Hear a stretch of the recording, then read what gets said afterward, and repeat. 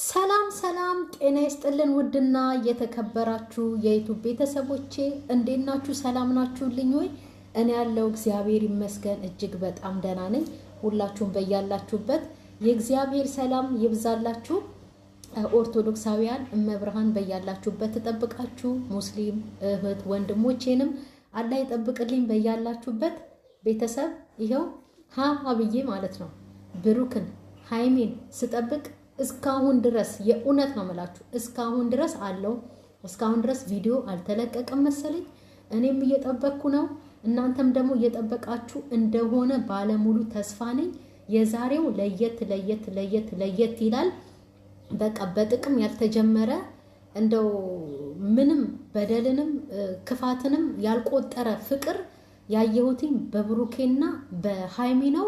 እግዚአብሔር አምላክ መጨረሻቸውን ያሳምረላቸው። የእውነት እነዚህ ሁለት ታዳጊዎች ቤተሰብዬ የሁላችንም በቃ ከነሱ በታች ላሉ ለማንኛውም ሰው ቢሆን የፍቅር ተምሳሌቶች ናቸው።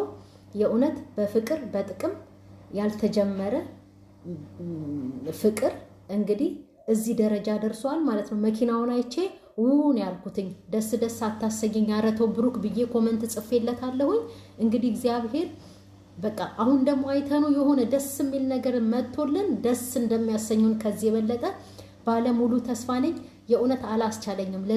ለዚህ ነው እቺን አጭር ቪዲዮ ወጥቼ ልሰራ የተገደድኩትኝ። በጠብቃቸው አጣኋቸው ማለት ነው። የምር እውነቴን ነው። እና ሌላው ነገር ደግሞ ደስ ያለኝ ወይንሸትና ባሏ ትንሽ ወደ መግባባቱ ወደ መታረቁ እየሄዱ ነው።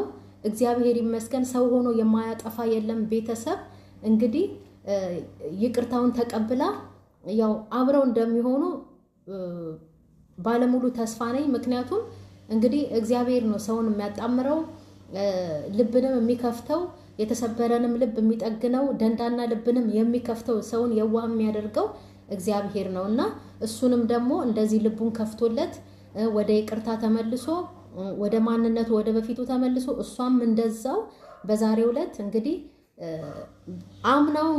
አምናዋለች። አሁን በትክክል አምናው ነው የታረቀችው። እንግዲህ በቃ እግዚአብሔር መጨረሻውን ያሳምረው። ዋናው ነገር የብሩኬና የሃይሚ ይኸው ስጠብቅ ፈጥጬ ቀርቻለሁ። ቤተሰብ ምንም ማድረግ አልችልም። ይችን ቪዲዮ ልስራ ብዬ ወጣሁኝ። ምን ላድርገን እንግዲህ በእውነት